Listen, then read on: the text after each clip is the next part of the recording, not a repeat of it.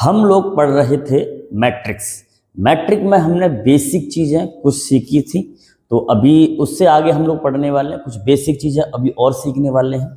हम लोग सीखने वाले हैं आज आव्यूह का निरूपण। आव्यूह को कैसे आप निरूपित करते हो, ठीक है ना। तो हम लोग सीखने वाले हैं बेटा क्या, आव्यूह का निरूपण। क्या सीखने वाले हैं, आव्यूह का निरूपण। देखो हम लोग आज का टॉपिक है हमारा आव्यूह का निरूपण।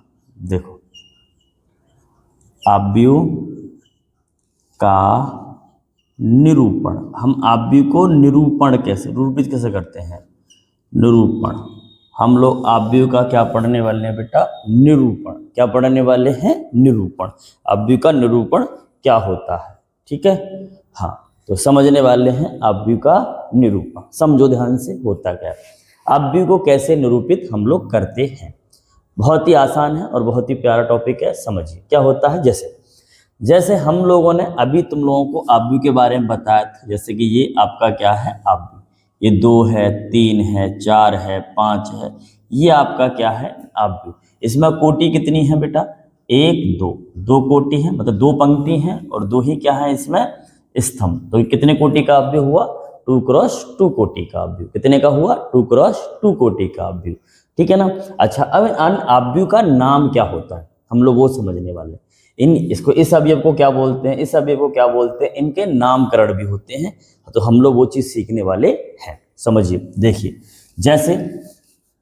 जैसे मेरे पास कोई ए है और इसका अवयव है मेरे पास ए, इसको बोलते हैं A11। A11 का मतलब पहली पंक्ति का पहला अवयव। क्या बोलेंगे, पहली पंक्ति का पहला अवयव। A11 का मतलब हो गया पहली पंक्ति का पहला अवयव। ऐसे ही A12 का मतलब क्या है, पहली पंक्ति का दूसरा अवयव। क्या है बेटा, पहली पंक्ति का दूसरा अवयव। ऐसे यहाँ पर A13, ऐसे इसको क्या बोलेंगे, पहली पंक्ति का तीसरा अवयव। इसी प्रकार से श्रेणी चलती रहती है। तो ऐसी लास्ट में क्या आ जाएगा फिर, पहली पंक्ति का कौन सा, मतलब A11, A12, A13, ऐसी कहाँ तक जाएगी, A19 तक। कहाँ तक जाएगी, A19। तो हम लोग इस लास्ट वाले अवयव को बोलते हैं AN। मतलब क्या है भैया, पहला नंबर हर जगह 1 1 1 1 1 आ रहा है, लास्ट का नंबर चेंज हो रहा है, तो ये क्या होती है आपकी n। क्या होती है बेटा, इसको क्या बोलते हैं हम लोग, n। समझ में आ रहा है। और जहां पर n के बारे में क्या क्या होता है, यहाँ पर एक प्राकृत संख्या होती है बस 9 तक। 1 2 3 4 5 6 7 8 9 तक क्या होती है तुम्हारी n। समझ में आ रही है, क्लियर बात है। ये नंबर ऑफ संख्या बोलते हैं इसको, n को।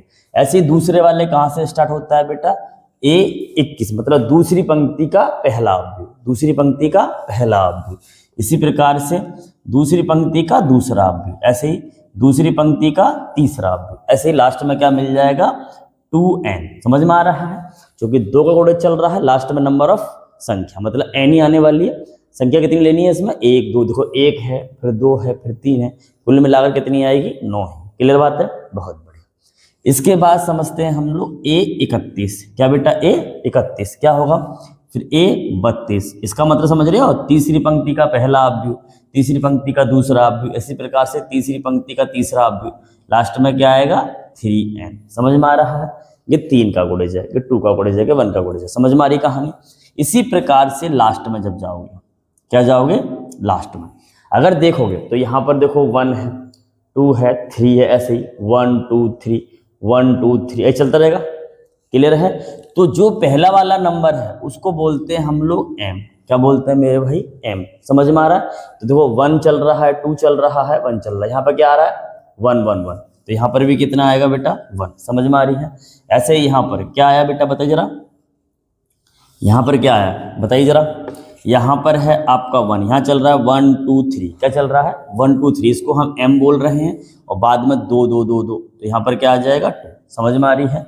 ऐसे ही यहाँ पर क्या लिखोगे, M3। इसी प्रकार से लास्ट में क्या आएगा, m और n, जो कि पहला वाला नंबर m और दूसरा वाला नंबर क्या है, n।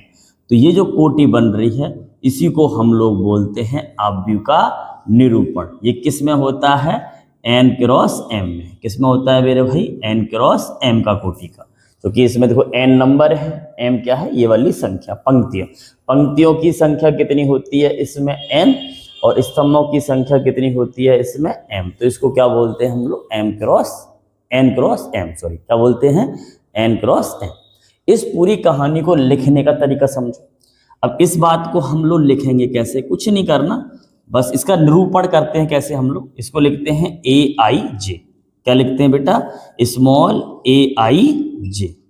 ये aij है, कितने क्रॉस का मैट्रिक्स है भाई, ये कितना है बेटा, n क्रॉस m का। किसका है बेटा, n क्रॉस m का। समझ में आया। इस इतने बड़े आव्यूह को लिखने का तरीका ये है, ये इसका निरूपण होता है। यही क्या कहलाता है, इसका निरूपण। समझ में आ रही है कहानी, आई समझ में कि नहीं। जैसे और समझो बात को, देखो इतनी बात यहाँ तक समझ में आई होगी। क्या कहते हैं, यहाँ तक क्लियर है। हम छोटा सा, जैसे मान लीजिए मेरे पास एक छोटा सा एग्जाम्पल ले लेता हूँ मैं। जैसे मेरे पास ए अवयव है, इसको 2 3 है ना, 4 5 ऐसे लेता हूँ, ठीक है ना। इसको क्या बोलते हैं हम, पहली पंक्ति का पहला अवयव, दूसरी पंक्ति का दूसरा अवयव, तीसरी पंक्ति का तीसरा अवयव, चौथी पंक्ति का चौथा अवयव। तो अगर ये कितने कोटि का है, इसमें पंक्ति कितनी है, 2, स्तंभ कितने हैं, 2, तो कितने कोटि का हुआ, 2 क्रॉस 2 का, 2 क्रॉस 2 का। बात समझ में आई, कितने का है, 2 क्रॉस 2 का। इसका निरूपण हम लोग कैसे करेंगे, देखो इसका निरूपण अगर हम देखा जाए तो क्या बोलेंगे, aij कितनी कोटि का है, 2 क्रॉस 2 का। तो इसका जो निरूपण होता है, कितने कोटि का अवयव है, 2 क्रॉस 2 कोटि का अवयव है। समझ में आ रहा है। इसको निरूपण करने का तरीका है, और मैंने बताया इसको कैसे लिखते हैं। फिर हम इसको लिखने का तरीका क्या होगा बेटा, इसको कैसे लिखेंगे, a11 a12। समझ में आ रहा है। पहली पंक्ति का पहला अवयव, पहली पंक्ति का दूसरा अवयव, फिर दूसरी पंक्ति का पहला अवयव, दूसरी पंक्ति का दूसरा अवयव। अगर ध्यान से देखा जाए तो यही तो बात है। ये वाली वैल्यू क्या है, a11, ये वाली क्या है, a12, ये वाली क्या है, a21, ये वाली क्या है, a22, 22। क्लियर बात है। तो इस तरीके से हम लोग अवयवों को लिखते हैं। इसी को बोलते हैं अवयव का निरूपण, मतलब अवयव को प्रदर्शित करना। समझ में आया कैसे निरूपित करते हैं, क्लियर बात है। अब किसी भी प्रकार से आप लोग अवयव का निरूपण कर सकते हैं। बात समझ में आया कि नहीं, बहुत बड़े। देखिए अवयव के प्रकार, अवयव के प्रकार सीखने वाले। अवयव होते क्या हैं, किस किस प्रकार के होते हैं, तो हम लोग वो चीज सीखने वाले हैं। अवयव के क्या होते हैं, देखो पहला होता है आपका अवयव के प्रकार में, पहला समझ लीजिए पंक्ति अवयव। क्या होता है बेटा, पंक्ति अवयव। नंबर 1 क्या अवयव है आपका, पंक्ति अवयव। तो मैं इसके बारे में लिखने वाला हूं, देखते रहिए। पंक्ति अवयव, पंक्ति अवयव क्या होता है समझिए। ऐसा अवयव जिसमें पंक्तियों की संख्या केवल 1 हो, ऐसा अवयव जिसमें पंक्ति की संख्या केवल 1 हो, स्तंभ चाहे कितने भी हो, स्तंभ चाहे कितने भी हो, पंक्ति केवल कितनी होनी चाहिए, 1। उसको हम लोग क्या बोलते हैं, पंक्ति अवयव। क्या बोलते हैं, पंक्ति अवयव। समझो, मैं लिखता हूं डेफिनेशन। ऐसा अवयव, ऐसा अवयव, ऐसा अवयव जिसमें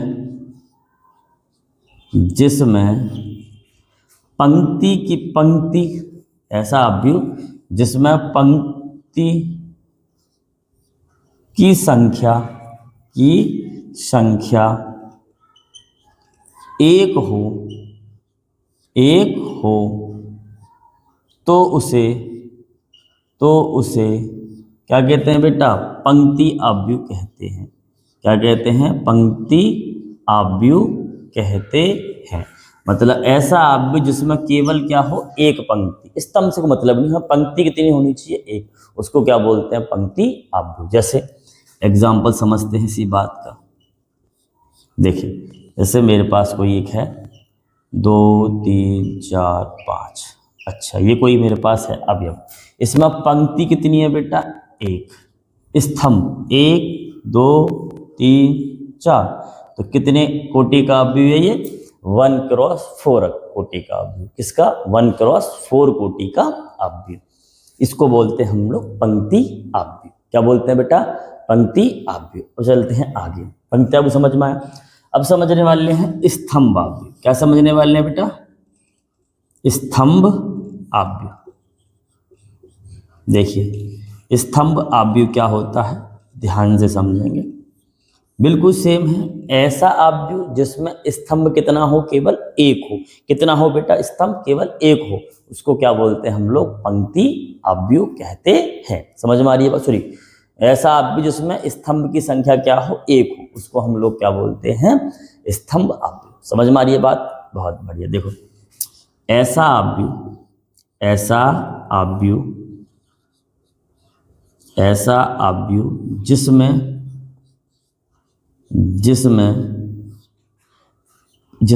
स्तंभों की संख्या या स्तंभ की संख्या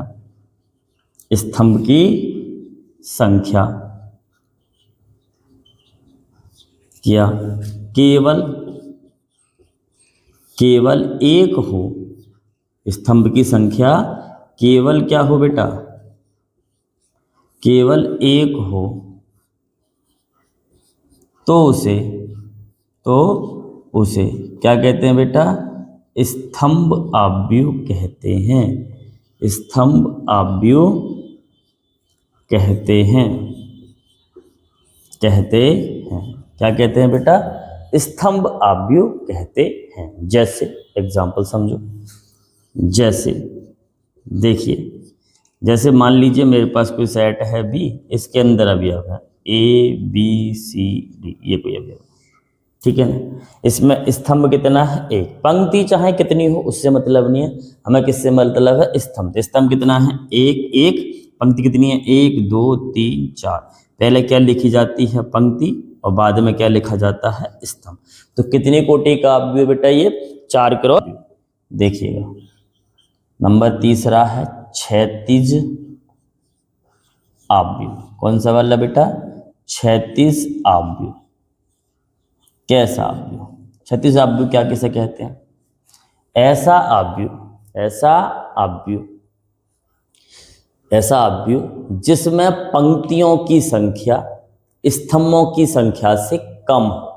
ऐसा आव्यूह जिसमें पंक्तियों की संख्या स्तंभों की संख्या से कम हो, उसको क्या बोलते हैं हम लोग, क्षैतिज आव्यूह। क्या बोलते हैं बेटा, क्षैतिज आव्यूह। तो समझो, लिख रहा हूं, ऐसा आव्यूह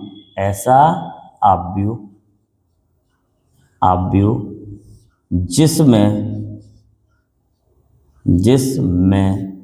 पंक्तियों की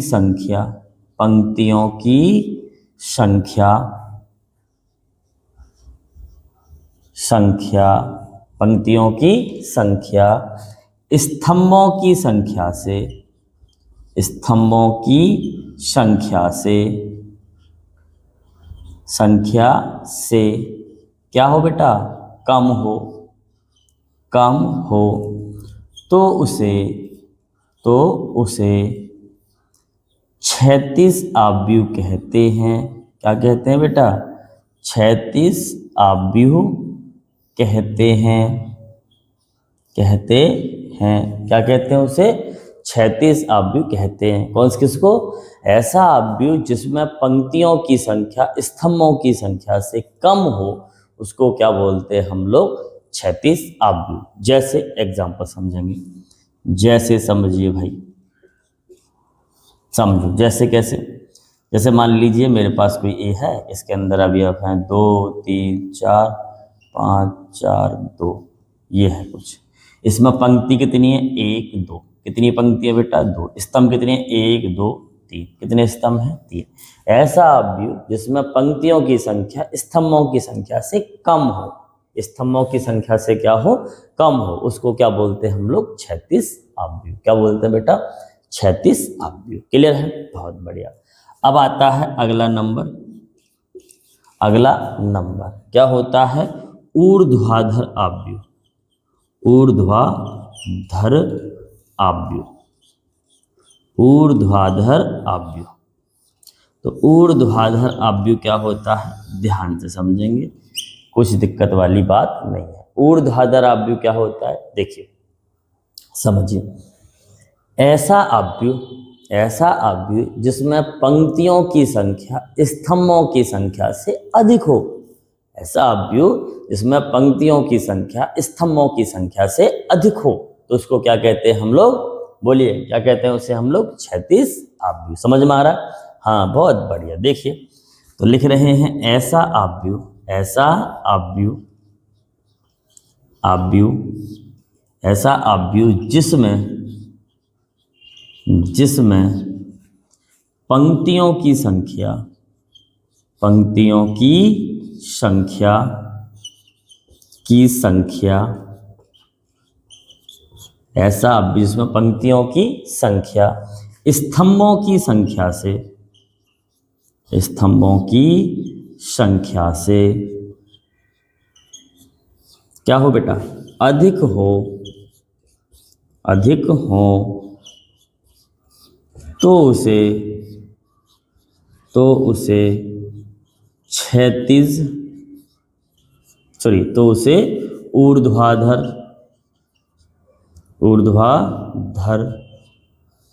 आव्यूह कहते हैं। क्या कहते हैं बेटा? ऊर्ध्वाधर आव्यूह कहते हैं। ऐसा आव्यूह जिनमें पंक्तियों की संख्या स्तंभों की संख्या से अधिक हो जाए उसे हम लोग ऊर्ध्वाधर कहते हैं। ऐसा आव्यूह जिसमें पंक्तियों की संख्या स्तंभों की संख्या से कम हो जाए उसे हम लोग क्या बोलते हैं? क्षैतिज आव्यूह। क्लियर बात है? एग्जाम्पल समझने वाले हैं, छोटा सा एग्जाम्पल है, समझ लेते हैं। देखिए एग्जाम्पल क्या है, ध्यान से देखेंगे, देखो क्या होता है। एक एग्जाम्पल ले लेता हूं मैं आराम से, कोई नहीं। 2 4 5 6 3 1 ये है। इसमें पंक्ति कितनी है मेरे भाई? 3। स्तंभ कितने हैं? 1 और 2। तो ऐसा आव्यूह जिसमें पंक्तियों की संख्या स्तंभों की संख्या से अधिक हो जाए उसको हम लोग क्या बोलते हैं बेटा? ऊर्ध्वाधर आव्यूह। क्या कहते हैं? ऊर्ध्वाधर आव्यूह। बात समझ में आई कि नहीं आई? बोलो क्लियर है? अच्छा, इसके बाद हम लोग चलते हैं आगे। देखिए कर दे साफ। हमारे पास 5वां नंबर वर्ग आव्यूह। क्या है बेटा? वर्ग आव्यूह। देखिए समझिए, वर्ग आव्यूह क्या होता है? वर्ग आव्यूह ऐसा आव्यूह जिसमें पंक्तियों की संख्या और स्तंभों की संख्या समान हो उसको हम लोग क्या कहते हैं बेटा? वर्ग आव्यूह। क्या कहते हैं? वर्ग आव्यूह। ऐसा आव्यूह जिसमें पंक्तियों की संख्या और स्तंभों की संख्या समान हो उसको क्या कहते हैं बच्चा?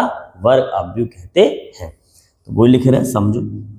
ऐसा आव्यूह जिसमें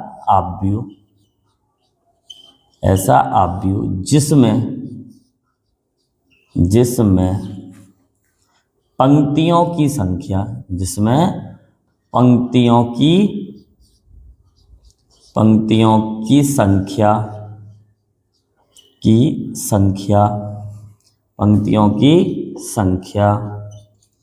स्तंभों की संख्या से क्या हो बेटा? संख्या से। पंक्तियों की संख्या स्तंभों की संख्या, समझिए, संख्या के क्या हो बेटा? समान हो।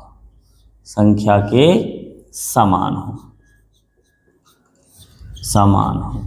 ऐसा आव्यूह जिसमें पंक्तियों की संख्या स्तंभों की संख्या के समान हो तो उसे हम लोग क्या कहते हैं बेटा? वर्ग आव्यूह कहते हैं। क्या कहते हैं? वर्ग आव्यूह। क्या कहते हैं बेटा? वर्ग आव्यूह कहते हैं।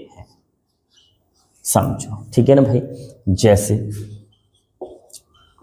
कोई सा भी ले सकते हो। देखो जैसे a बराबर 2 गुणा 2 3 4 -1 3 -3 1 4 0 2 ये है।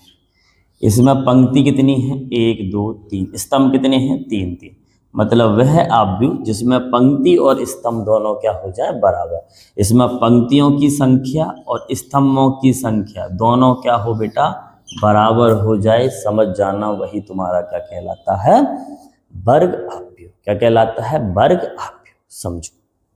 अब बात करते हैं मुख्य विकर्ण। समझो मुख्य विकर्ण क्या होता है? समझो। किसी रेखा के अनुदिश मतलब किसी आव्यूह का रेखा के अनुदिश, किसी आव्यूह की रेखा के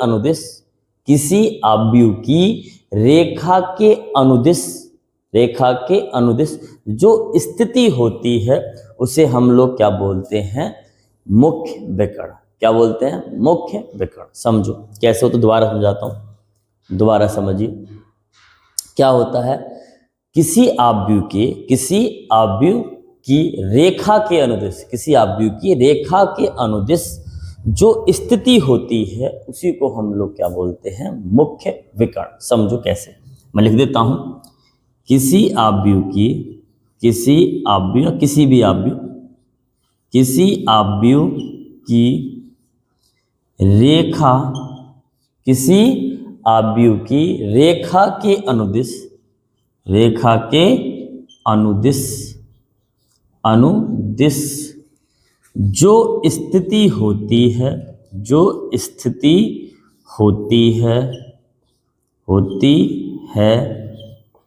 उसे क्या कहते हैं बेटा, उसे मुख्य विकर्ण कहते हैं। क्या कहते हैं बेटा, मुख्य विकर्ण कहते हैं। क्या कहते हैं बच्चा, मुख्य विकर्ण कहते हैं। क्या कहते हैं लड़कियों, मुख्य विकर्ण। जैसे समझ लेते हैं हम लोग, जैसे देखिए, जैसे ए है मेरे पास, यहाँ पर कुछ है 2 3 4 3 3 7 -2 3 6, तो ये जो विकर्ण है, ये दिख रहा है ना, ये वाले, इसी को हम लोग क्या बोलते हैं बेटा, विकर्ण, मुख्य विकर्ण। जो बीच वाले अवयव होते हैं ना, उन्हीं को हमें क्या बोला जाता है, मुख्य विकर्ण। समझ में आ रहा है। किसी शून्य अवयव, हमारा टॉपिक है अगला शून्य अवयव। समझिए, शून्य अवयव, शून्य अवयव क्या होता है समझो, ऐसा अवयव जिसमें सारे के सारे अवयव क्या हो, शून्य हो। ऐसा अवयव जिसमें सभी अवयव क्या हो, शून्य हो, उसको हम लोग क्या बोलते हैं, शून्य अवयव। समझ में आ रही है बात, समझो। ऐसा अवयव जिसमें सभी अवयव क्या हो बेटा, शून्य हो, तो उसे हम लोग क्या कहते हैं, शून्य अवयव। क्या कहते हैं, शून्य अवयव कहते हैं। ठीक है साहब, क्या कहते हैं, शून्य अवयव। जैसे समझिए भाई, जैसे क्या होता है, जैसे a बराबर 0 0 0 0, तो ये सारे के सारे क्या हैं आपके, शून्य अवयव। तो इसको हम लोग क्या बोलते हैं बेटा, शून्य अवयव कहते हैं। जिसमें सभी के सभी अवयव क्या हो, 0 हो, उसको क्या कहते हैं हम लोग, शून्य अवयव कहते हैं। क्या कहते हैं बेटा, शून्य अवयव कहते हैं। समझ में आ रही है बात, समझिए। आगे समझते हैं। अब हमारे पास है एक आयताकार अवयव, अगला है आयताकार अवयव। समझिए, आयताकार अवयव किसे कहते हैं, बहुत ही बढ़िया चीज है, समझिए। आपको नाम से भी समझ में आ रहा होगा कि आयताकार किसे कहते हैं, किसे कहते हैं आयताकार, आपको समझ में आ रहा होगा। ऐसा अवयव, आयत बनना चाहिए ना इसमें, ऐसा अवयव जिसमें पंक्तियों की संख्या स्तंभों की संख्या से कम हो जाए।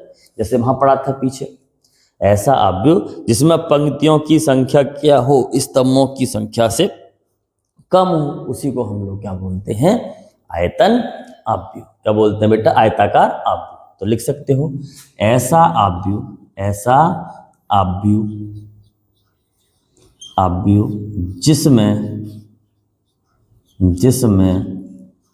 जिसमें पंक्ति की संख्या या पंक्तियों की संख्या स्तंभों की संख्या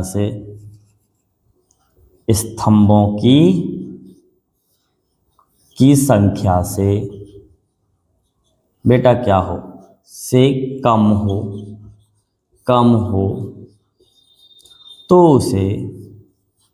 तो उसे क्या कहते हैं बेटा, क्या कहते हैं, तो उसे आयताकार अवयव कहते हैं। आयताकार अवयव कहते हैं। क्या कहते हैं बेटा? आयताकार आव्यूह कहते हैं। बोलो क्लियर?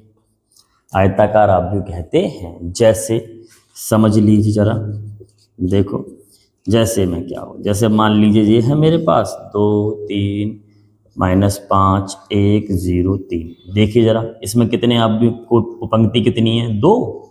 स्तंभ कितने हैं? 3। तो इसमें पंक्तियों की संख्या कम है। देखो आयत बन रहा है, बन रहा है कि नहीं बन रहा? तो ऐसा आव्यूह जिसमें पंक्तियों की संख्या स्तंभों की संख्या से कम हो जाए, समझ जाना, तो तुम्हारा क्या बन जाएगा? आयतन आव्यूह। क्या बनेगा बेटा? आयतन आव्यूह या आयताकार आव्यूह। अगला टॉपिक है तत्समक आव्यूह और तत्समक आव्यूह या क्या बोलते हैं? इकाई आव्यूह। समझो क्या है अगला टॉपिक हमारा। अगला टॉपिक है तत्समक आव्यूह या फिर बोल से हम तो एक इकाई आव्यूह। इकाई आव्यूह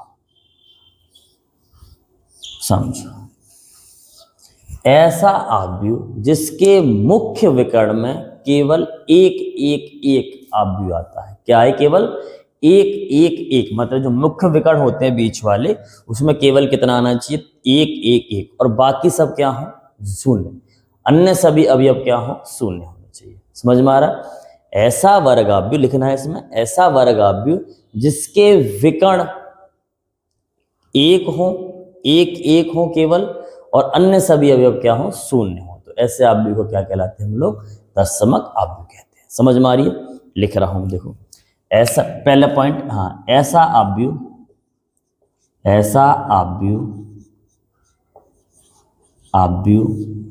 जिसके मुख्य विकर्ण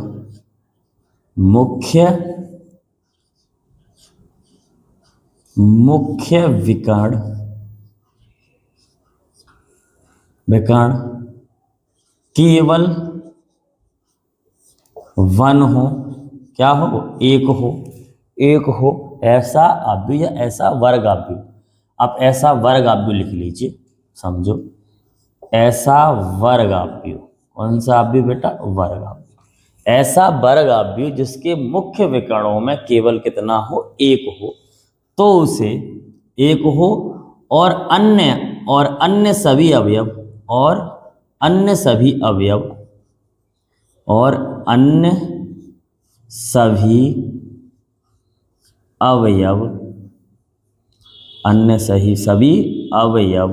क्या हो मेरे भाई?